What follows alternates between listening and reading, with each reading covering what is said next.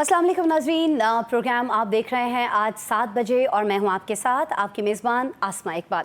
नाज़रीन, प्रोग्राम के आगाज़ में आज हम बात करेंगे फ़ौज पाकिस्तान के तर्जुमान लेफ्टिनेंट जनरल अहमद शरीफ चौधरी के बरतानवी जरीदे द इकोनॉमिस्ट को दिए गए इंटरव्यू की, जहां उन्होंने भारत को खबरदार करने के साथ साथ मौजूदा सिस्टम पर मंडलाने वाली अफवाहों को दो टोक अल्फाज से शिकार किया और कहा कि फील्ड मार्शल के सदर मुमलिकत बनने की खबरें मनगढ़ंत और बेबुनियाद हैं। उन्होंने क्लियर किया कि मुआरका हक के बाद इस तरह के किए जाने वाले सियासी तज्जिए और कयास आराइयाँ महज अफसाना हैं। DGISPR का कहना था कि इस किस्म की गैर जिम्मेदाराना गुफ्तगू फ़ौज को गैर ज़रूरी सियासी बहस में घसीटने की कोशिश है। साथ ही साथ लेफ्टिनेंट जनरल अहमद शरीफ चौधरी ने भारत की जानिब से किसी भी मुमकिन एडवेंचर के सवाल पर जवाब दिया कि अगर ऐसा हुआ तो इस बार हम हिंदुस्तान के मशरिक से आगाज़ करेंगे और जवाब न सिर्फ भरपूर होगा बल्कि गैर रवायती भी हो सकता है। अफवाज पाकिस्तान के तर्जुमान ने यह भी कहा नाज़रीन कि भारत को ये समझने की ज़रूरत है कि वो हर जगह निशाना बन सकते हैं। द इकोनॉमिस्ट का सवाल अगर मगर के साथ था, मगर DGISPR ने जवाब क्रिस्टल क्लियर, दो टोक और ठोक बजा कर दिया, जिस पर भारतीय गोदी मीडिया ने हमेशा की तरह उछल कूद शुरू कर दी है। सवाल लेकिन नाज़रीन यहाँ यह है कि क्या DGISPR का ये जवाब भारत को वार्निंग है कि वो ऑपरेशन सिंदूर के खात्मे का ऐलान करे जो बकौल मोदी के अभी ख़त्म नहीं हुआ? क्या भारत फिर ऐसे किसी एडवेंचर की कोशिश कर सकता है?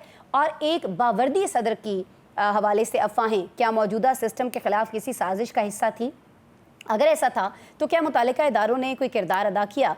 इन सारे सवालों के साथ चलते हैं हमारे आज के पैनल की जानिब। पैनल में हमें ज्वाइन कर रहे हैं जी, हमारे साथ वीडियो लिंक पर मौजूद हैं लंदन से नसीम सिद्दीकी साहब ने मुझे ज्वाइन किया है। वीडियो लिंक पर लाहौर से हमारे साथ शराज हसनात साहब मौजूद हैं और इस्लामाबाद स्टूडियोज़ में आप देख सकते हैं काशिफ रफ़ीक साहब और शहजाद अनवर फ़ारूकी साहब मेरे साथ तशरीफ़ रखते हैं। तमाम लोग जो हैं ये सीनियर सहाफ़ी भी हैं, सीनियर तज्ज़ियाकार भी हैं। गुफ्तगू का आगाज़ करते हैं।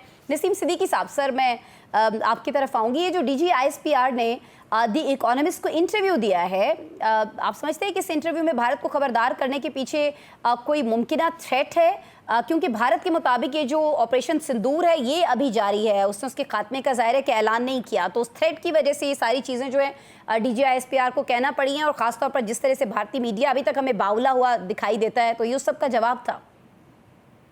बिस्मिल्लाहिर्रहमानिर्रहीम, आसमा बहुत शुक्रिया। देखिए, भारत की थ्रेट से तो पाकिस्तान या पाकिस्तानी फौज मरूब होने वाली नहीं है, लेकिन जो खित्ते की सूरत हाल है और जिस तरह मोदी बयानात दे रहा है और जिस तरह वो एडवेंचर करने के शौकीन भी है, तो पाकिस्तान ने बताया कि हमेशा की तरह वो तैयार है। अगर कोई एडवेंचर करने की दोबारा कोशिश की इन्होंने तो उसमें उनको जो है और जवाब दिया जा सकता है। ठीक है। तो मेरे ख्याल थ्रेट से डरने वाली बात नहीं है। उनको दो टोक अल्फाज में जो है उनको चेतावनी दी गई है कि अगर उन्होंने फिर कोई करने की कोशिश की गई तो उनको मुंह तोड़ जवाब दिया जाएगा। और दूसरा जो आपने मुमलिकत बनने वाली बात की थी, उसके बारे में भी मैं ये कहूंगा कि क्या सराहियां फेक न्यूज तो अरूज पे होती है। ये बड़ी अच्छी बात है कि DGISPR ने इस बात को क्लियर भी किया है और उन्होंने दो टोक इस बात का ऐलान किया कि ऐसी कोई भी चीज जो है वो फौज की नजर उसके ऊपर नहीं है। तो मेरे ख्याल से हमें फेक न्यूज से इज्तनाब करना चाहिए और पाकिस्तान की जो मुआशी हालात है उसके ऊपर तमाम लोगों को, तमाम सियासी जमातों को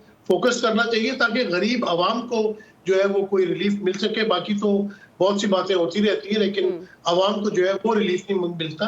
महंगाई को कंट्रोल होना चाहिए, आवाम को रिलीफ मिलना चाहिए। जी ठीक है, और इसके लिए बड़ा ज़रूरी है कि सियासी इस्तेहकाम हो, हमारे बॉर्डर्स जो हैं वो सिक्योर रहें, और उसके लिए हम क्या कर सकते हैं ये तो हमने भारत को भी बताया, पूरी दुनिया को भी बताया। मैं काशिफ साहब सर आपकी तरफ आऊँगी।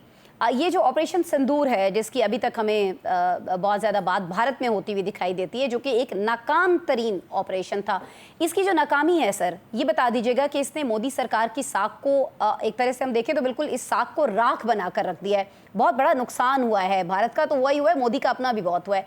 लेकिन ऐसे में क्या वजह है कि भारत फिर से हमें ऐसा दिखाई देता है कि कोई एडवेंचर कर सकता है, या कम से कम उसकी जानिब से बार बार ये कहा ज़रूर जा रहा है कि जी हम तो करेंगे एडवेंचर फिर से?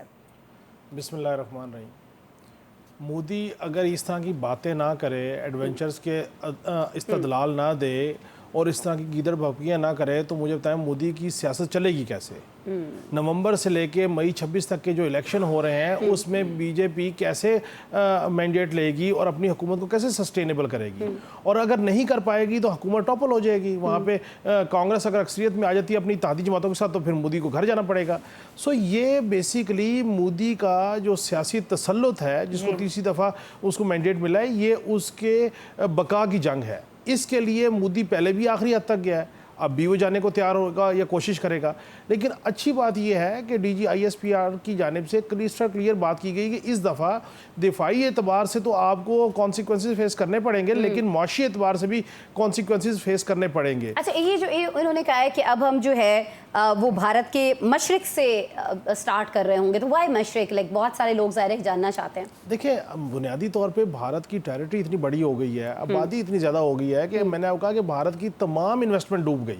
देखें, नेपाल उसके हाथ से चला गया, बांग्लादेश में उसकी एक वो थी कॉलोनी, वो निकल गई। चीन जो है वो उसके साउथ कॉन्फ्लिक्ट के ऊपर बैठा हुआ, नेक के ऊपर बैठा हुआ है, हमारे साथ उसकी चीज़ें हैं। तो ये जो इसकी डिफरेंट स्टेट्स हैं जहाँ पे जो तहरीकें चल रही हैं उसको ब्लो अप मिल जाएगा। और उसके बाद फिर ये कि खुद जो आप देखें कि पूरी दुनिया में सिख बरादरी ने जो रेफरेंडम कराया है उसके ऊपर भी जो है भारत को काफ़ी सुबकी का सामना है और उसके ऊपर काफ़ी शदोमत से परेशानी है। सो मैं ये समझता हूँ कि भारत के लिए अब अगर उसने एडवेंचर किया तो फिर इसका इख्तिताम, मैं पहले भी इस बात पे कायम था और मैं आज भी ये समझता हूँ कि अगर भारत ने दोबारा किया तो फिर भारत की तकसीम जो है वो लाजिम व मलजूम हो जाएगी। और उसकी तकसीम में फिर तमाम जो उसके सराउंडिंग नेबरिंग कंट्री हैं और सबसे इंपॉर्टेंट चीज़ जो ईरान से उनको हल्की फुल्की कोई वो मिल रही थी सपोर्ट, ईरान के ऊपर जब जारियत मुसल्लत की इसराइल ने, उसके बाद जो ईरान के साथ भारत ने किया, राह के एजेंट वहाँ से पकड़े गए। अब उसको ईरान से भी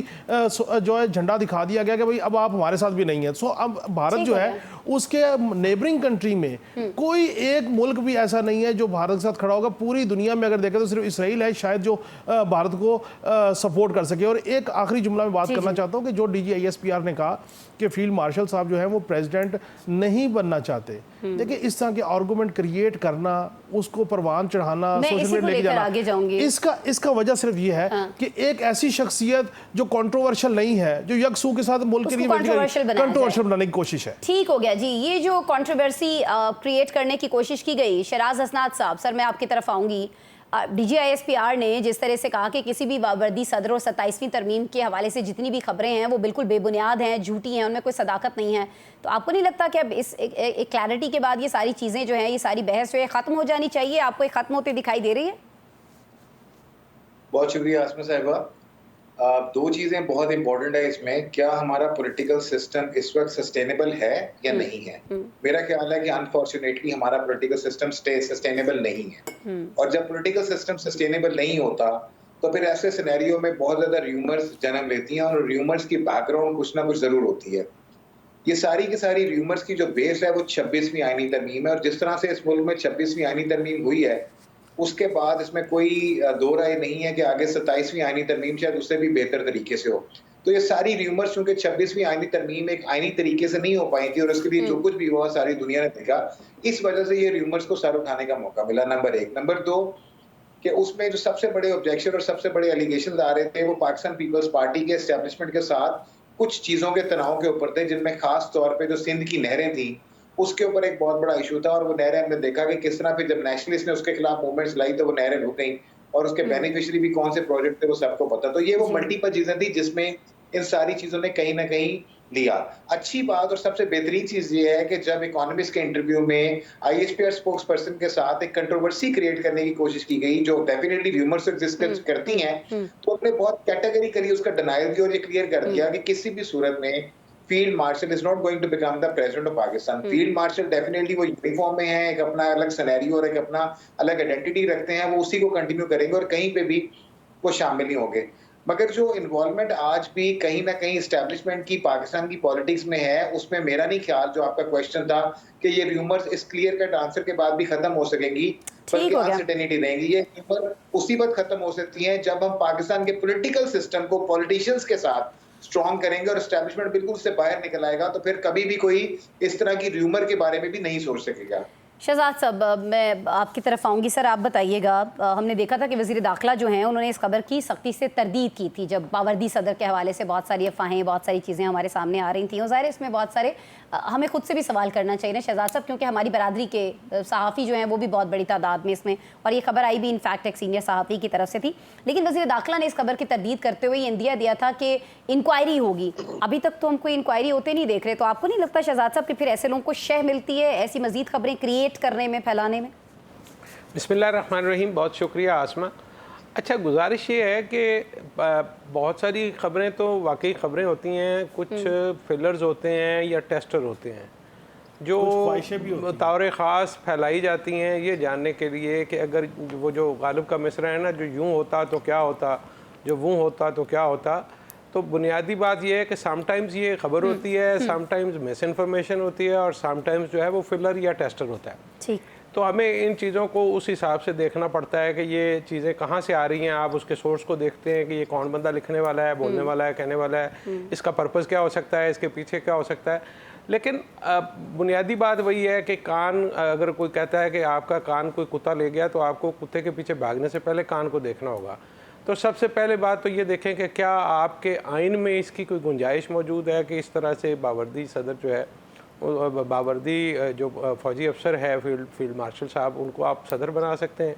तो फ़िलहाल तो उसका जवाब नहीं है। अगर मुस्तकबिल में उसकी कोई बुनियाद रख दी जाए, क्योंकि लोग कहते हैं पाकिस्तान है, यहाँ पे कुछ भी हो सकता है, तो ऐसी सूरत में तो कुछ नहीं कहा जा सकता। लेकिन मुझे लगता नहीं है कि फील्ड मार्शल साहब इस वक्त जितने ताकतवर हैं उसमें कोई शहजाद साहब आपके जहन में शरफ साहब तो नहीं आ रहे? अगर जस्ट आस्किंग, और भी बहुत सारे नाम है, लेकिन मैं बस शहजाद साहब की बात पे चुप हूँ, बावर्दी सदर की बात पे। पहले इस मुल्क में बावर्दी सदर जो है वो आइन के मुताबिक आए हैं। देखिए, जब तक तो आइन मौजूद है और हम कहते हैं कि ये एक डेमोक्रेसी है और हम आइन के मुताबिक चल रहे हैं, भले इसको आप हाइब्रिड निज़ाम का नाम दें। काशिफ साहब को भी ऐड कर लेते हैं। मेरी अगर आप मेरा आर्गूमेंट अगर आप कंप्लीट होने देते हैं तो शायद आपको बोलना ना पड़ता। चलिए ठीक हो गया। क्योंकि सियाने कहते हैं कि ये पाकिस्तान है और पाकिस्तान में किसी वक्त भी कुछ भी मुमकिन है। पाकिस्तानी कहते हैं। तो इसलिए किसी इम्कान को खारिज इम्कान तो कतई नहीं करार दिया जा सकता। लेकिन इस वक्त जितने ताकतवर फील्ड मार्शल सैयद आसिम मुनीर हैं, मुझे नहीं लगता कि सदर की टोपी पहनने से वो उसमें कोई मज़ीद ताकत का इजाफा होगा। मतलब ज़्यादा से ज़्यादा क्या है कि एक आपके पास बतौर रियासत के सरबराह के एक अथॉरिटी होती है जिसके तहत आप दूसरी रियासतों से डील कर सकते हैं। तो वो तो अभी अपनी मौजूदा पोजीशन में दुनिया के सबसे ताकतवर इंसान से मिल के आए हैं, उनके साथ खाना खा के आए हैं। तो फिर उसके बाद मुझे बताइए कि उनको किसी मज़ीद अपनी मतलब कैब में कोई फैदर लगाने का उनको क्या फ़ायदा होगा। जब तक काम यूं ही चलता है, चलता रहेगा। हाँ, किसी स्टेज पे जब उनकी आइनी मुद्दत पूरी हो जाती है और उसके बाद अगर अगली एक्सटेंशन में कोई प्रॉब्लम होती है तो फिर इस बारे में सोचा जा सकता है कि उनको सदर बनाया जाए। अदरवाइज मौजूदा सूरत हाल में उनको सदर बनाने का कोई मकसद नहीं है। आप क्या फरमा रहे हैं? क्योंकि पॉलिटिकली बड़ा बैलेंस है कि नून लीग का वज़ीर आज़म है, पीपल्स पार्टी का सदर है और बाकी सूबों में मुख्तलिफ हुकूमतें हैं। तो ये बड़े आइडियल सिचुएशन है, इसको हमें छेड़ने की इस इंतजाम ज़रूरत नहीं है। काशिफ साहब, मैं जो बात फारूकी साहब ने की ना और जो बात शराज साहब कह रहे हैं, देखिए इस वक्त अगर हम ये आर्गूमेंट क्रिएट करने का सियासी इस्तेहकाम नहीं है तो मैं ये समझता हूँ कि मौजूदा सियासी रजीम को बेल आउट करने के लिए आप जा रहे हैं। देखें, Qaf league, MQM, Istehkam Pakistan party, peoples party, Noon league मिल के 2 ताई अक्सरियत लेके बैठे हुए हैं, अपनी मर्ज़ी की कानून साजियाँ करते हैं। 26वीं आनी तरमीम, 27वीं आनी तरमीम, कल तक जिनको सज़ाएँ होनी थी वो मुकदमों से बेल आउट हो गए। अब जब आवाम की बारी आती है, जब आवाम पूछती है भाई आपने इतना मजबूत मैंडेट लेके सूबों में और मरकज़ में बैठे हुए बताएं आपने हमारे लिए डिलीवर क्या किया है। अब हमारी बिरादरी के लोग कह रहे हैं जी सियासी इस्तेहकाम चूँकि नहीं है तो फिर इसलिए ये सारी आर्गूमेंट आ रहे हैं। आप जब ये बात करते हैं तो इसका मतलब ये है कि आप इन सबको बेल आउट कर रहे हैं। सियासी इस्तेहकाम मौजूद है, इससे अच्छा स्ट्रॉन्ग नंबर सूबों में और मरकज़ में नहीं हो सकता, लिहाजा आपको बताया कि अब आपने डिलीवर क्या किया। एक फिक्रा कह दूं कि काशिफ साहब सिर्फ इतना बता दें कि ये अवाम हमारे सिस्टम में कब से मैटर करने लग गया, मुझे तो नहीं लगा। ठीक हो गया। मैं शहजाद साहब आपकी तरफ आऊंगी। नसीम साहब। जी बिल्कुल, जो शहजाद फारूकी साहब ने बड़ी बेहतरीन बातें की लेकिन जब ये आइन की बात आ जाती है ना, फिर वो काशिफ ने भी कहा कि आइन के मुताबिक कुछ नहीं होता पाकिस्तान के अंदर। आइन के मुताबिक होता तो 90 रोज में इलेक्शन हो जाते हैं। सुप्रीम कोर्ट के फैसले के मुताबिक जो है मखसूस सीटें पीटीआई को वापस कर दी जाती। तो आइन तो है ही नहीं, आइन तो बिल्कुल वो अपने हिसाब से बना लेते ना। 26वीं आईनी तरमीम कर ली, 27वीं आईनी तरमीम कर लेंगे। ठीक हो गया शहराज साहब।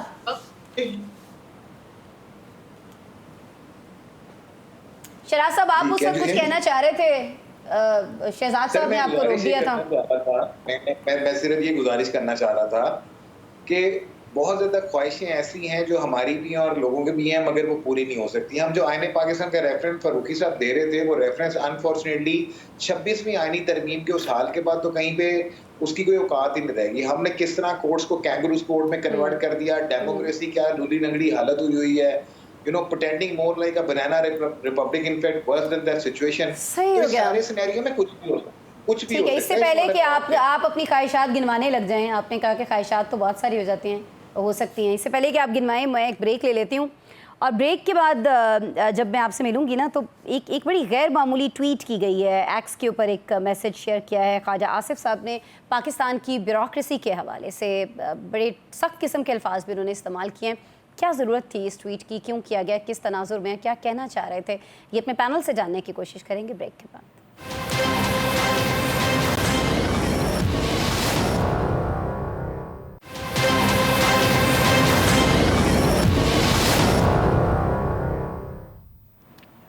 वेलकम बैक जी। प्रोग्राम में अब हम बात करेंगे वफाकी वज़ीर दिफ़ा ख्वाजा आसिफ की जानिब से किए गए एक गैर मामूली एक्स मैसेज की। ख्वाजा आसिफ ने इंकशाफ किया है कि आधी से ज़्यादा जो ब्यूरोक्रेसी है पाकिस्तान की, वो पुर्तगाल की शहरियत लेने की तैयारी कर रही है।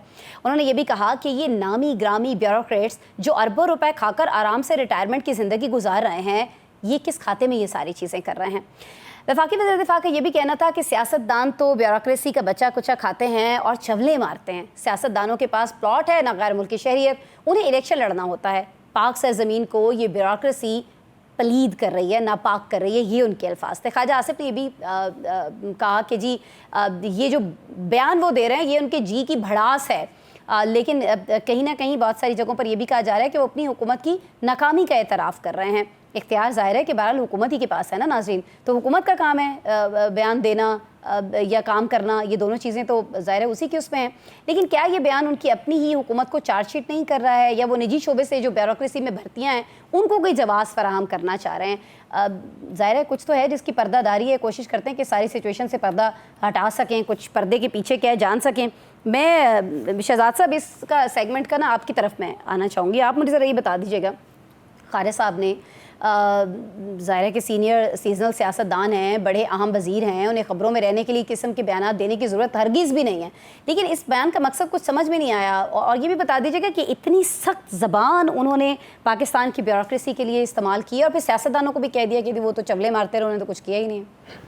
I don't want to repeat these words, लेकिन फिर क्या करें, अब उन्होंने हमारे वज़ीर दिफा ने जब ये एक्स पे कह दिया तो फिर मैं क्यों थोड़ा उसमें घबराऊं कहते हुए। इस सादगी पे कौन ना मर जाए ए खुदा, करते हैं कत्ल और हाथ में तलवार भी नहीं। अब ख्वाजा साहब के पास मिनिस्ट्री में तो करने को है कुछ नहीं, मतलब वो मिनिस्ट्री तो लगी हुई है, वो चल रही है आटो पे, वो जिस तरह से निज़ाम उसका चलता है चल रहा है। तो वो गाहे गाहे उनको भी लगता है कि हाँ यार मैं मिनिस्टर हूँ, तो लोगों को पता चलना चाहिए कि मैं मिनिस्टर हूँ। यार ये जो टीके की बात कर रहे हैं कि जिसने 4 अरब की इस्लामियाँ ली अपनी बेटी के वो शादियों पे, तो टीके तो आपकी दौरे हुकूमत में अपनी नौकरी पूरी की है उसने, पंजाब में वो लगा रहा है, तो आप उसका एहतसाब कर सकते थे, उससे पूछ सकते थे कि भाई साहब ये 4 अरब की इस्लामियाँ किधर हैं, क्यों ली हैं, किस किस से ली हैं, और देने वाले ने कहाँ से ला के दिए हैं, उनके पास कहाँ से आए इतने पैसे जो सलामियों में उन्होंने दिए हैं। तो ये सलामियाँ और ये सारे मामलात जो हैं वो इसी तरह चलते हैं। आपने देखा होगा कि अभी रिसेंटली वो सियालकोट में PHA के एक और अफसर थे जो पहले यहाँ रावलपिंडी डेवलपमेंट अथॉरिटी में थे, उन्होंने खुदकुशी कर ली। तो अब RDA में अरबों रुपए का एक घपला निकला है, तो वो उसी मरने वाले पर डाल के वो कह रहे हैं कि हिसाब किताब पूरा करें।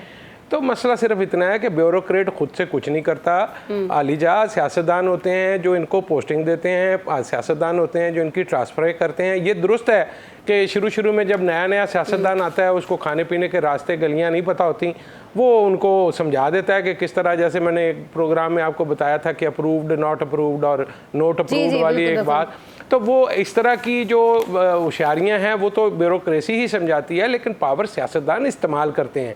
सियासतदान इलेक्शन लड़ने के लिए बाकायदा पैसे खर्च करते हैं और फिर इलेक्शन के बाद वो पैसे हमसे वसूल करते हैं। तो मुझे तो इसमें कोई शक शुबे वाली बात नहीं है, खाली ब्यूरोक्रेसी आपकी मर्जी की। आप किस मर्ज़ की दुआएं भाई, आप किस लिए हुकूमतों में मौजूद हैं? आपको आज मेरा ख्याल है 6ठी 7वीं दफ़ा वफाकी वज़ीर बनाया गया है, तो आप सिर्फ हमें बताने के लिए रखे हुए हैं। कभी आप मुझे आम चूपते हुए अपनी तस्वीर जो है वो आप ट्विटर पर लगा देते हैं, कभी आप नहर में छलांगे लगा रहे हैं, पुर्तगाल जा रहे हैं, आप मुझे बताएं। तो पुर्तगाल तो सारी दुनिया जा रही है, मतलब लोगों ने स्पेन में जाके पैसे खर्च किए हैं, वो कह रहे हैं ना करप्शन का पैसा लेके जा रहे हैं, तो उनको पता भी यहाँ पे खरबों डॉलर यहाँ से गए हैं, खरबों डॉलर। बहुत सारे सरकारी अफसरान ने नौकरी पर होते हुए, ये जो अफसरान साल में 52 चक्कर 54 चक्कर गैर मुल्कों के लगाते हैं छुट्टियों के नाम पर, कोई कॉन्फ्रेंस के नाम पे, तो भाई वो किसकी अप्रूवल से जाता है, कौन भेजता है उनको? आप हमें बता रहे हैं, हमें बताने का क्या फायदा है? कुछ करके दिखाएं जनाब, हमें सिर्फ हमारे जख्मों पर नमक ना छिड़कें, कुछ करके दिखाएं। ठीक हो गया। काशिफ साहब, बहुत सारे लोग जो हैं इस एक्स मैसेज के ऊपर तनकीद भी करते हुए दिखाई दे रहे हैं, कह रहे हैं कि जी निजी शोबे से जो ब्यूरोक्रेसी की भर्तियां की जा रही हैं, अब कहाँ से की जा रही हैं ये हम सबको ही मालूम है, तो उसको कहीं ना कहीं जस्टिफाई करने के लिए ये ट्वीट उनको करना पड़ा। देखें, ब्यूरोक्रेट जो है उसने जब तक उसकी ज़िंदगी है या 60 साल की उम्र तक उसने नौकरी करनी है। कोई भी सियासी हुकूमत आ जाए, एक जगह नहीं तो दूसरी जगह नहीं तो तीसरी जगह, कहीं ना कहीं। हाँ, और ये सिविल ब्यूरोक्रेसी का भी हाल है।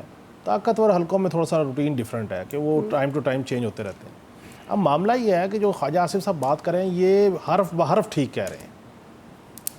कोई शाज़ो नाज़र कोई ब्यूरोक्रेट होगा जिसने बाहर कुछ नहीं रखा होगा, और वारदात इतनी बारीक है कि वह को बच्चे, को बीवी, को भाई, को बेटा, को गुमनामी, कोई सही नामी।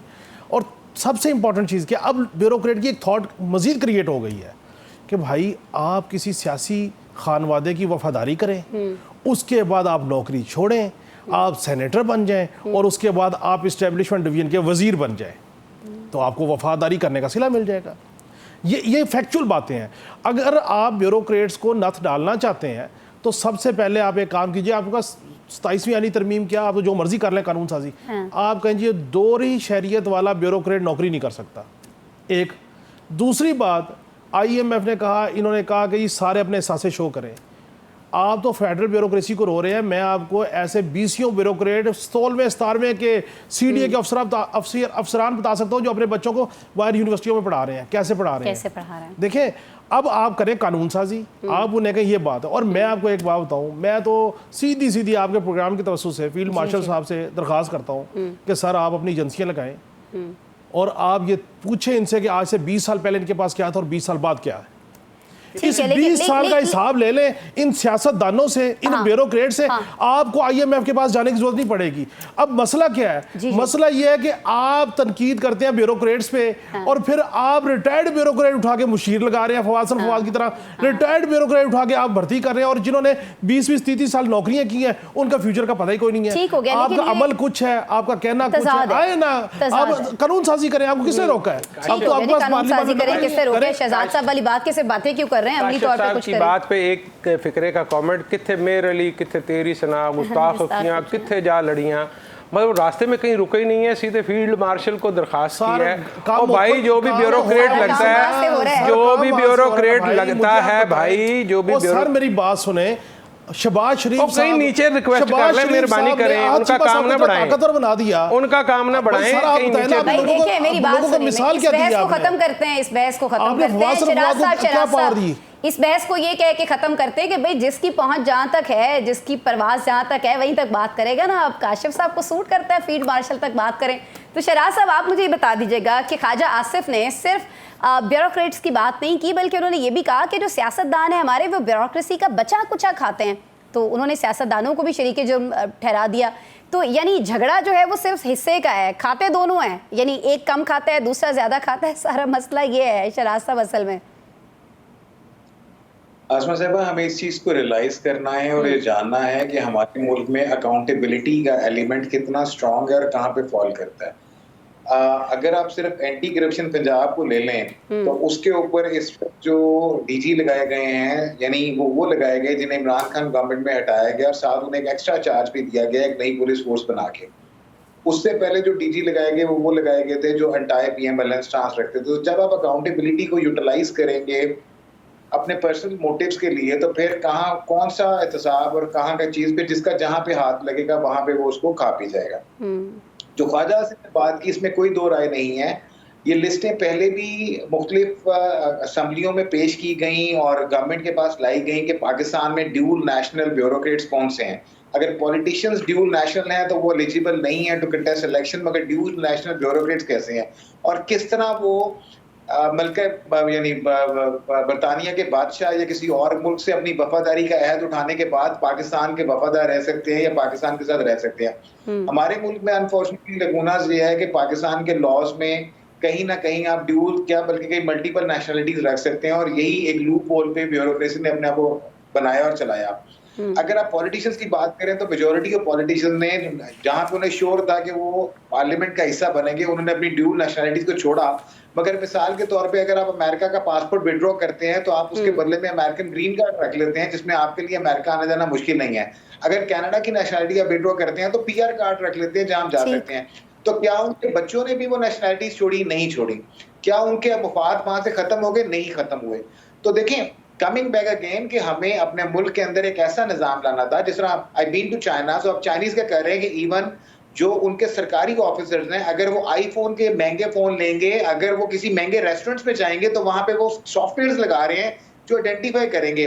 प्रेसिडेंट शी जिनपिंग ने क्लियरली उनको कह दिया है कि जिसने अवाम की खिदमत करनी है वो सरकारी नौकरी में है, जिसने अमीर बनना है वो बिजनेस में चला जाए। तो मेरा ख्याल है हमें भी यही मॉडल जहां पे देना पड़ेगा। मगर अनफॉर्चुनेटली हमारी गवर्नमेंट, हमारे पॉलिटिशियंस किसी सूरत भी ये बाबुओं के बगैर चल नहीं सकते। बाबू तो आपको लगता है कि ख्वाजा आसिफ का वजीर दिफा का जो बयान है इसके बाद हम ये समझें कि ब्यूरोक्रेसी के अंदर जो काली भेड़े हैं उनके खिलाफ कहीं ना कहीं कोई ऑपरेशन जो है वो प्लान किया गया है? आई एम सॉरी, मैं देखें हमें इमरान खान के दौर में गवर्नर इशरत जो थे स्टेट बैंक के साबिक, वो रिफॉर्म्स लेके आ रहे थे। We really need a reforms in our bureaucratic system. हमें वो रिफॉर्म्स लाके अकाउंटेबिलिटी को स्ट्रॉन्ग करना है और अगेन हमें इंडक्शंस को भी रोकना है। ये जो मुख्तलिफ जगहों से इंडक्शंस हैं they should actually become up on a merit as well. फिर कहीं जाके आप ये कह सकेंगे यस कि जो बाबू हैं ये सरकारी मुलाजिम means that they are the servants for the people of Pakistan. जो उनके टैक्स पेयर पे पलते हैं वो उनके लिए मशहूर है। ये नहीं है कि जो भी आपने पीछे भी देखा था कि एक बाबू ने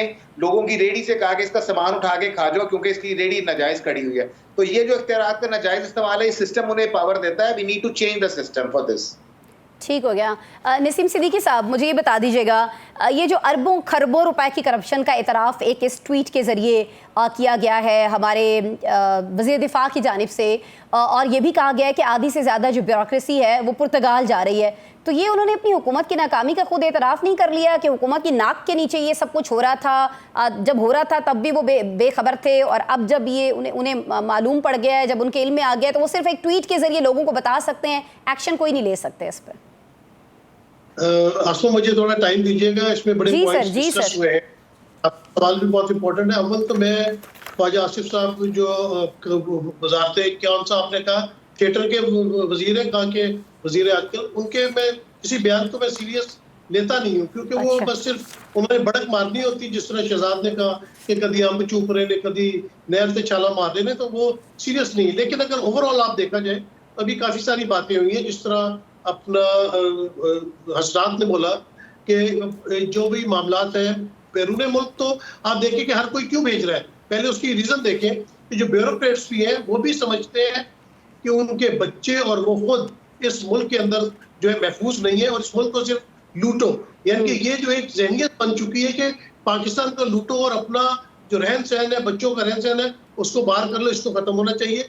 जब जिस मुल्क के अंदर रूल ऑफ लॉ नहीं होगा तो वहां पे क्या चीज बाकी रह जाएगी? जहां पे कोई एहतसाब नहीं हो रहा किसी का, लोग खुलेआम फिर रहे, जो जितनी बड़ी करप्शन करता है उसको उतनी बड़ी सीट दे दी जाती। पाकिस्तान के साथ सिंसियर कोई नहीं है। कहा जाता है कि जो डुअल नेशनल है और वो मल्का का जो है हलफ उठाते हैं, खैर अब, लेकिन आप हलफ को इतनी इंपॉर्टेंस अगर देते हैं तो हलफ तो लोग कौमी असेंबली के अंदर भी कुरान के ऊपर उठाते हैं, आपकी अदालतों के अंदर जो है वो हलफ उठाते हैं, लेकिन कितना झूठ बोला जाता है। तो बात ये कि बहुत सारी चीजें आसमान दुरुस्त करने वाली है। रूल ऑफ लॉ जब तक आएंगे, असल जो मिथ है वो ये है कि रूल ऑफ लॉ लेके आए, एहतसाब तो ये ट्वीट क्यों की है? हो सकता है कुछ बेहतरी लाना चाह रहे हो ब्यूरोक्रेसी में, क्योंकि हम देख रहे हैं कि निजी शोबे से भी कुछ लोग जो हैं वो अहम पोस्ट पे आए हैं। इवन हमारे जो एडिशनल सेक्रेटरी दिफा हैं वो भी चेंज हुए हैं। तो क्या मकसद क्या हो सकता है इस ट्वीट का? बहुत ज्यादा बात नहीं करना चाहता, सिर्फ ब्यूरोक्रेट्स को निशाना बनाया। यहाँ पे जर्नल्स के भी घर हैं, उन्होंने भी लिए है, जर्नलिस्ट भी है, सारी कम्युनिटी है पाकिस्तान की। किसी एक कम्युनिटी को नहीं आप कह सकते कि वो ले रहे। पुर्तगाल में जो साहब ये काम करते हैं मैं बड़ी अच्छी तरह जानता हूँ, मैं बहुत नाम जानता हूँ जिन्होंने नेशनैलिटीज ली है। मैं तो कह रहा हूँ इसका रीजन क्या है? तमाम बड़े लोग तक जो है वो पाकिस्तान से भागना चाहते हैं, कोई अपना सेफ हेवन बनाना चाहते हैं। और आपने जो बात की थी कि काली भेड़ तलाश करनी पड़ेगी, ये मुहावरा गलत हो गया है। आप उसमें से मुझे सफेद भेड़ तलाश करके दिखाएं। वहां पे तो तमाम भेड़ें अब काली हो चुकी हैं। कोई रास्ता निकालना पड़ेगा पाकिस्तान के बच्चों के मुस्तकबिल के लिए, नौजवानों के मुस्तकबिल के लिए, पाकिस्तान के मुस्तकबिल के लिए। तो आप भेड़ों के अलावा कुछ और जानवर क्यों नहीं पाल लेते? ब्रेक ले लेते हैं नाज़रीन। कुछ लोग ये कहते दिखाई दे रहे हैं, इनफैक्ट कुछ लोग क्या, हमारे वज़ीर दिफा ने ये कहा है कि जी लोग यहाँ पाकिस्तान से पुर्तगाल जा रहे हैं और ब्यूरोक्रेट्स हैं जो जा रहे हैं, तो मुल्क से आने जाने की बात हो रही है। तो कुछ अफ़गान बाशिंदों की बात करेंगे हम ब्रेक के बाद, जिनको अब ईरान तक से निकाल दिया जा रहा है, लेकिन पाकिस्तान ये नहीं कर पा रहा। इनफैक्ट जो ईरान से अफ़गानिस्तान आ रहे हैं वो अपनी फैमिलीज़ को वापस अफ़गानिस्तान जाते हैं ईरान से आने के बाद, और फिर अफ़गानिस्तान से बाहिफाजत जो है ना ईजीली बड़ा पाकिस्तान पहुँच रहे हैं। तो जो यहाँ मौजूद है उनको कैसे निकालेंगे, ये डिस्कस कर लेते हैं हमारे पैनल के साथ ब्रेक के बाद।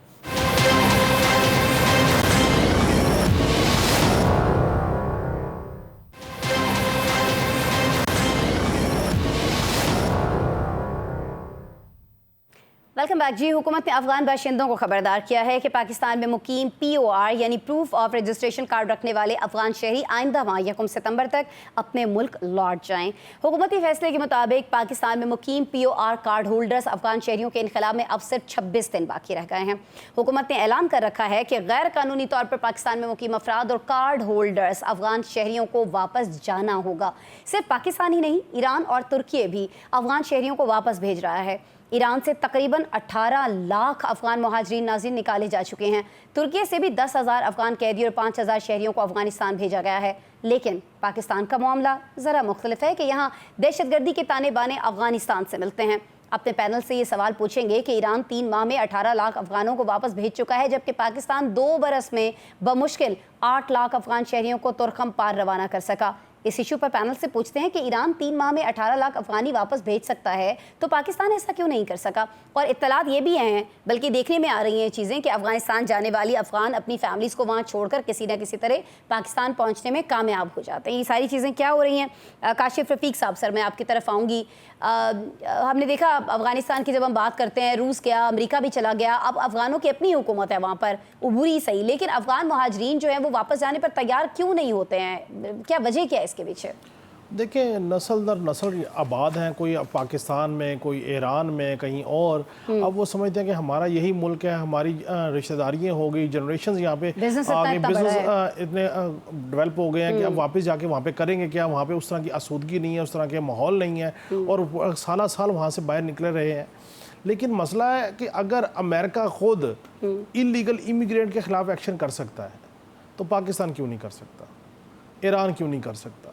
और अगर आप दाखिला तो पहले जब आए थे नए तो बड़े एक्टिव थे ना। देखिए, हमने उसके ऊपर जो नॉन रजिस्टर्ड अफगान इमिग्रेंट रह रहे थे उनको हमने बाहर भेजा है वापस, जिसकी वजह से अफगानिस्तान के साथ हमारी काफ़ी तलखी भी रही है।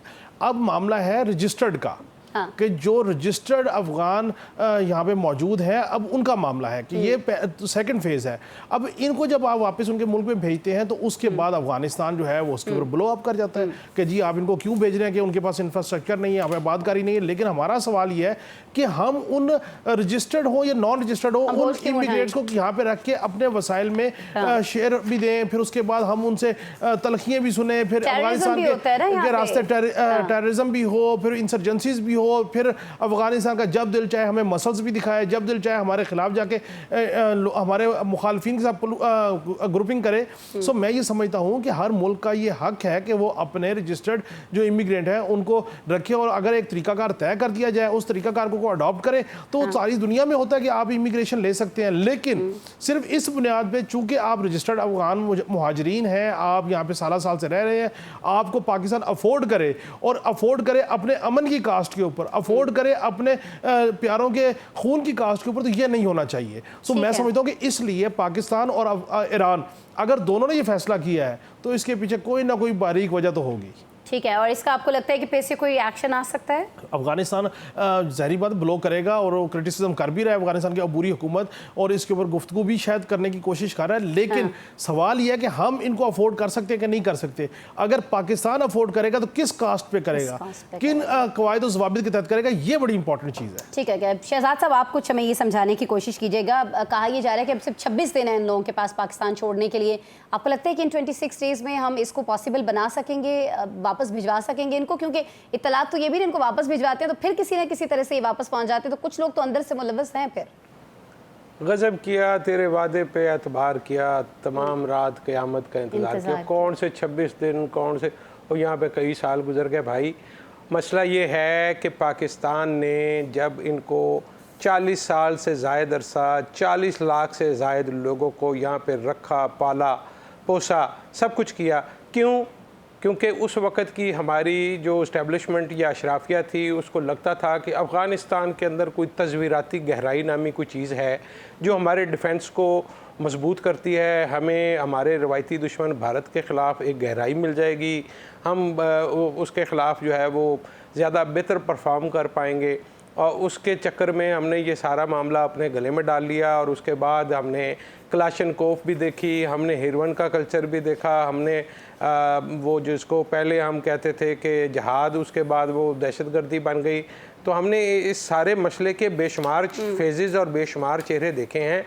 मसला ये है कि हमारे यहाँ का करप्ट सिस्टम जो है वो यहाँ पे किसी भी आदमी को टिकने का कागजात, मुझे बड़ी अच्छी तरह याद है, मेरे एक दोस्त थे वो ऑस्ट्रेलिया में कहीं इमिग्रेशन का कोई काम करते थे, तो वो एक दफ़ा आए तो मुझे कहने लगे यार दुनिया में पाकिस्तान से अच्छा कोई मुल्क नहीं है। मैंने कहा क्यों? उसने कहा ये वो वाहिद मुल्क है जहाँ दुनिया का हर डॉक्यूमेंट पैसे दे के बन जाता है। तो यहाँ पे बन जाता है, इनफैक्ट यहाँ हर काम ही हो जाता है पैसे। तो यहाँ पे अब आप मतलब आप वो बात करते हैं पेशावर की, ईरान की, यार इस्लामाबाद की मार्केटों पर कौन काबिज है, कौन लोग खरीद रहे हैं, किन के पास डॉलरों में बोरियां भर भर के पैसे है, ये दुकानें कौन खरीद रहे हैं, कारोबार पर कौन काबिज है यहाँ पे। तो अब वो आप उनको कैसे निकालेंगे? चूँकि वहाँ पे इंफ्रास्ट्रक्चर नहीं है, वहाँ पे या जिहाद होता था भाई और या फिर अफीम की काश्त होती थी, कोई तीसरा वहाँ पे उस तरह का कोई इंफ्रास्ट्रक्चर है ही नहीं। जब से वो जंग छिड़ी उससे पहले अफ़गानिस्तान और काबुल कुछ और था, उसके बाद का जैसे काबुल कुछ और है वैसे ही कराची कुछ और हो गया, और उसके बाद तो ये हल है कि इस तरह से इन लोगों को वार्निंग दी जाए एक टाइम भाई, आपको ये कौमी सतह पे तय करना होगा कि नो मोर, बस अब हम किसी को नहीं रखेंगे और बिला तफरीक किसी सिफारिश, किसी कागज़, किसी करप्शन, इन सब को बाहर भेज देंगे तो फिर आप ये कर पाएंगे। लेकिन अगर आप गुड तालिबान, बैड तालिबान, अच्छे अफगानी, बुरे अफगानी की तकसीम में पड़े रहेंगे जो आपको, तो फिर आप कुछ भी नहीं कर सकते। मैं बहुत माफ़ी चाहता हूं। ठीक है, और नादरा में भी बहुत सारे लोग हमने देखा कि मुलव्वस पाए गए हैं। जब हम अभी रिसेंट पास्ट की बात करते हैं, चलें आप एक फिक्रा और कहने दें जो आपने बात की है। जी जी, पाकिस्तान के नादरा और पासपोर्ट ऑफिस के कुछ अफसरान जो इस वक्त पाकिस्तान से बाहर तैनात हैं, उनने वहाँ पे डॉक्यूमेंट्स यहाँ पे भी होते हुए अपनी पोस्टिंग के दौरान और वहाँ पे भी अपनी पोस्टिंग के दौरान अफगानियों को पाकिस्तानी पासपोर्ट और शनाख्ती कार्ड जारी किए हैं। और पीछे एक जॉइंट टास्क फोर्स बनी थी जिसमें सारी हमारी जो हसास एजेंसियाँ हैं वो उसमें शामिल थी। उन्होंने पासपोर्ट हेड ऑफिस में बैठ के डेरे डाले रखे, उन्होंने 4 महीने वहाँ पे तहकीकात की, बहुत सारे कागजात निकाले, बहुत सारे अफसरान की निशानदेही हुई, लेकिन उसके बाद क्या हुआ ये किसी को नहीं पता। ठीक हो गया। अच्छा, मैं आपकी तरफ आऊँगी नसीम साहब, कुछ अफगान हुकूमत की बात कर लेते हैं। एक तो मुझे बता दीजिएगा कि इसमें रिएक्ट करने की क्या ज़रूरत है जब हम आपको आपके अपने लोग जो हैं उनको आपके ही पास वापस भेज रहे हैं, ये बता दीजिएगा। दूसरा ये कहिएगा कि एक जो वजह चले जी जो बताई जाती है, जो क्रिएट की गई इनफैक्ट, वो ये थी कि जी इनको बावकार तरीके से वापस नहीं भेजा जाता, तो कैसे इसको बावकार बनाया जाए? कुछ इस पे आपको नहीं लगता कि दोनों मुल्कों को बैठ जाना चाहिए, बात कर लेनी चाहिए, चीज़ें ईजी कर लेनी चाहिए, लेकिन वापस ज़रूर भेजना चाहिए इनको? आसमा देखें, बस बहुत हो गई ना, हम ब्रदर मुल्क करते रहे। पाकिस्तान में जितनी तबाही आई है इन अफगानियों की वजह से ही आई है, खास करके टेररिज्म के मामला में। और सारी कोई बात ढकी छुपी नहीं है कि मेरे तमाम साथियों ने 3 मिसालें दी हैं। आप देखें कि अफगानिस्तान अफगानी वाहिद है, यानी कि जो पाकिस्तानी है वो पाकिस्तान छोड़ के जाना चाहते हैं, लेकिन अफगानी पाकिस्तान छोड़ के अफगानिस्तान नहीं जाना चाहते, तो उनकी यहाँ पे मौजें लगी हुई है। उनके मुल्क का क्या इंफ्रास्ट्रक्चर है? ना वहाँ पे सी है, ना वहाँ पे रेलवे है, ना वहाँ पे एयरपोर्ट्स है, एक आधा एयरपोर्ट है। सारा तो वो पाकिस्तान इस्तेमाल करते हैं। अफगान ट्रांजिट ट्रेड के जरिए कितनी जो है वो करप्शन होती है या स्मगलिंग होती है, तो उनकी तो मौज पाकिस्तान के जरिए। अगर उनका पाकिस्तान के जरिए या उनका यहाँ से राब्ता टूट जाता है, उनके एजेंट्स भी यहाँ से वापस चले जाते हैं, तो उनके लिए तो जिंदगी गुजारना बहुत मुश्किल है, क्योंकि अफगान हुकूमत तो कुछ भी नहीं कर सकती पाकिस्तान के बगैर। लेकिन ये आंखें दिखाना इनका वतीरा है। आप देख लें कि जो अफगानिस्तान की क्रिकेट टीम है उसको पाकिस्तानी प्लेयर्स ने तैयार किया है। पाकिस्तान में उन लड़कों ने खेलना सीखा, और वो किस तरह तजलील पाकिस्तानी टीम की करते हैं या किस तरह वो इंडिया को सपोर्ट करते हैं, तो वो तो उनके खून में है। इसलिए पाकिस्तान में अगर अमन लाना है तो ये फील्ड मार्शल साहब का या हमारी जो मौजूदा गवर्नमेंट है, ये बड़ा एहसन इकदाम है। इन अफगानिस्तान को, जो अफगानियों को वापस भेजना चाहिए। जिस तरह नादरा कार्ड बनते हैं, पासपोर्ट बनते हैं, ये भी एक करप्शन जिसका बार बार हम जिक्र करते हैं, ये ऐसा नासूर है कि इसने मुल्क को तबाह कर दिया। और जब तक ये मामला, अभी बात हो रही थी कि फला पकड़ा गया, किसी को मैंने कैफरे किरदार पहुंचते नहीं देखा। बड़ी बड़ी बातें आती है, किसी की प्ली बार्गेन हो जाती है, नैब के साथ सजा किसी को मिलती नहीं। मुझे याद है ज़ियाउल के जमाने में कुछ लोगों ने, एक बच्चा था उसके साथ ज्यादती की थी, वो पप्पू के कातलों को सरेआम शमा चौक पे फिरोजपुर रोड के ऊपर फांसी दी गई थी, जिसके 2 साल तक कम से कम कोई बड़े जुराइम नहीं हुए थे। तो पाकिस्तान में जब तक सजा जजा का निजाम दोबारा नहीं लाया जाएगा, बड़ी बड़ी सजाएं नहीं दी जाएंगी, लोगों को आप कैफरे किरदार तक नहीं पहुंचाएंगे, तो मामलात ऐसे ही चलते रहेंगे। और ये जो करप्शन है, 2 नंबरी है, पासपोर्ट बन गए। हालांकि नादरा का सिस्टम बहुत जबरदस्त है, बहुत अच्छा सिस्टम कर दिया गया है। हमारे पासपोर्ट, हमारे नादरा कार्ड बड़े अच्छे तरीके से बनते हैं, लेकिन उसमें भी जब करप्ट लोग बने हुए तो वो कोई ना कोई रास्ता जो है कोई ना कोई निकाल लेते हैं। शराज साहब, मुझे बताइएगा, ये जो हुकूमत ने रास्ता निकालने की कोशिश की है दहशतगर्दी के खिलाफ मौसर इक़दामात को लेकर, आपको लगता है कि ये सही फैसला है? और कोई ना कोई दहशतगर्दी के वाक़यात में हम कमी आते हुए भी देख रहे होंगे अगर इन अफ़गानियों को निकाल दिया जाता है? क्योंकि एक जवाब तो बड़ा यही दिया जाता है ना कि मुख्तलिफ जो अफ़गानी यहाँ पर रिहाइश पजीर हैं उनको कहीं ना कहीं से फंडिंग हो रही होती है, प्लानिंग जो है वो अफ़गानिस्तान की सरजमीन के ऊपर होती है, वहाँ की सरजमीन इस्तेमाल होती है, लोग यहाँ आते हैं बॉर्डर क्रॉस करके और फिर यहाँ कार्रवाइयाँ करते हैं।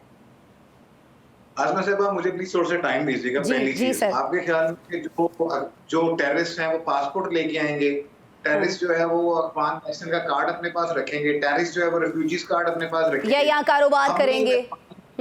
हमने इन अफगानियों को कब पाकिस्तान में जगह दी थी? When we want them. और वो रशियन वॉर थी जिसमें हमने इनको सपोर्ट किया और अपने पास रखा, अपना मफाद था। उसके बाद अमेरिकन वॉर में भी हमने अपने मफाद के तौर पर उसमें साथ शामिल हुए। क्या था? अफगान ट्रांजिट ट्रेड के नाम पे जो करप्शन हो रही है वो कहाँ पे हो रही है? क्या अफगानिस्तान में हो रही है? पाकिस्तान में वो कंटेनर खोले जा रहे हैं, पाकिस्तान में उन कंटेनर से पैसे लिए जा रहे हैं। बेनिफिट कौन है? हम बेनिफिशियरी हैं, हम उसको कंट्रोल नहीं कर पा रहे। अब ये कौन लोग हैं जो यहाँ पे ठहरे हुए? दूसरा, ये यूएनएचआरसी या जो United nation human rights commission for refugees है, वो बाकायदा तौर पे आपके स्टेप को कंडेम कर रहा है, क्योंकि हम उनसे फंडिंग लेते हैं, हम उनसे पैसे लेते हैं। हमने अफगानियों को यहाँ पे मुफ्त में नहीं अब रखा हुआ। Yes, those who are illegal, you should actually take a crackdown against them. आप उनको अपने मुल्क से बाहर निकालने, चाहे वो अफगानी है कोई भी नेशनल है। बट जो रिफ्यूजीज आपने रखे हुए हैं, आपने एक एग्रीमेंट के तहत रखे हुए हैं, और यूएनएचसीआर ये कहता है कि ठीक है कि आपने उन्हें यहाँ पे रखा हुआ है, मगर आप उनको बेदखल नहीं कर सकते क्योंकि आपने उनको कार्ड इशू किए हुए हैं, वो यहाँ पे रुके हुए हैं। दूसरी चीज जो इससे रेलिवेंट है, देखें, जितने अरसे से आपका बच्चा जाके अमेरिका में पैदा हुआ तो वो अमेरिकन नेशनल हो जाता है, और अगर अफगानी जो यहाँ पे 4 दहाइयों से रह रहे हैं, उनके बच्चे यहाँ पे पैदा हुए, पले बड़े, सब कुछ हुआ, आज अब उनको कह रहे हैं अपना सारा सामान उठाओ कि बाहर चले जाओ। सर, सिर्फ हम नहीं कह रहे ना, ईरान भी कह रहा है, तुर्की भी कह रहा है, तो आप सिर्फ अपने आप को क्यों वो कर रहे हैं? सिर्फ पाकिस्तान को क्यों कर रहे हैं? वहाँ पे भी तो बच्चे पैदा हुए होंगे ना सर। अमेरिका भी निकाल रहे हैं, पाकिस्तान में थोड़ी ना बच्चे पैदा हुए इनके। देखिए मेरी गुजारिश सुने, मैं देखा कोई दो राय नहीं है, मैं बाकी सारे लोग क्यों बाहर माइग्रेट करना चाहते हैं? Because we are comparing the available resources with the western world, with the developed world. तो अब अगर उनके मुल्क में इंफ्रास्ट्रक्चर नहीं है, वो जंगों में तबाह हुए या मल्टीपल चीजें थी और उनके बच्चे यहाँ पे पढ़ रहे हैं, उन्हें आसूदा माहौल मिल रहा है, तो डेफिनेटली जहाँ पे जो हम अपने लिए सोचते हैं। लेकिन सर हमारी मईशत पर बोझ है ना, हमारा इंफ्रास्ट्रक्चर भी बहुत सारी जगहों पर उनकी वजह से तबाह हो रहा है ना। उसको अंडरस्टैंड करें।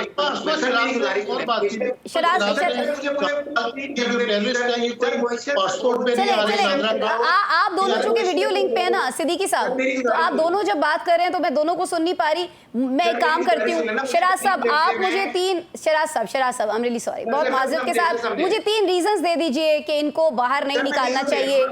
फिंगर टिप्स पे मुझे गिन के बता दीजिए कि ये 3 रीजंस है, इन 3 रीजंस की वजह से आप नहीं समझते कि इन अफगानियों को निकालना चाहिए यहाँ से। मैं गुजारिश करता हूँ, पहली बात है कि आप लोग गलत समझे, मैं नहीं कह रहा कि आप उन्हें यहाँ पे रखें, डेफिनेटली उन्होंने जाना है, but there should be a वे।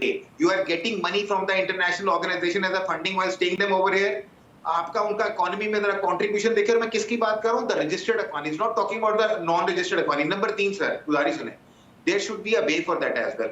ये कि वो क्रिकेट मैच में हमारे खिलाफ हो गए या उन्होंने कुछ और कर दिया, नहीं, you should come out with the way as well. Sir हम इस तरह से तो उनको नहीं निकाल रहे ना, चले फिर मुझे वे भी बता देना कि क्या क्या तरीका होना चाहिए, किस तरह से, मतलब उनको क्या करें कि उनसे कहें कि प्लीज आप जाएं वापस।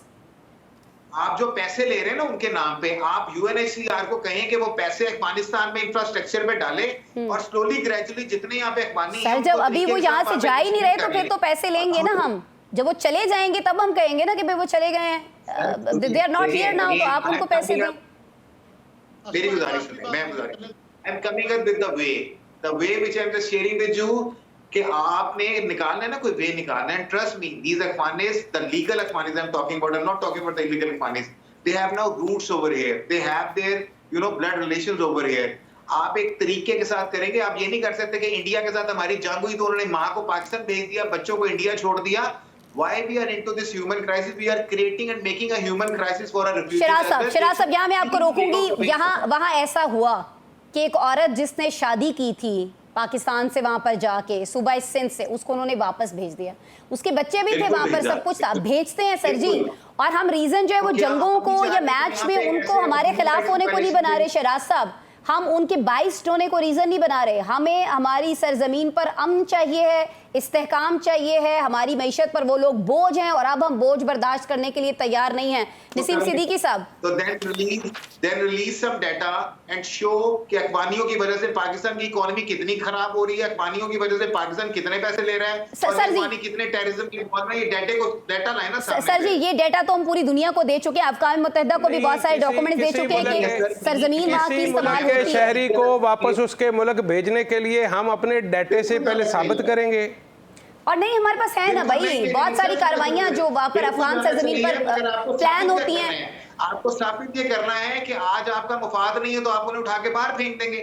Then you have to make Sharaj साहब हम अपने बच्चों को बचाने के लिए उठा के बाहर फेंक रहे हैं ना सर जी, एक लफ्ज़ ही गलत है कि उठा के बाहर फेंक रहे हैं, तो उनको वापस भेज रहे हैं। हम उठा के बाहर नहीं फेंक रहे, हम उनसे कह रहे हैं कि अब आपके मुल्क में हुकूमत आ गई है, जंग बंद हो गई है, अब अल्लाह का वास्ता है जी यहाँ से जाएंगी।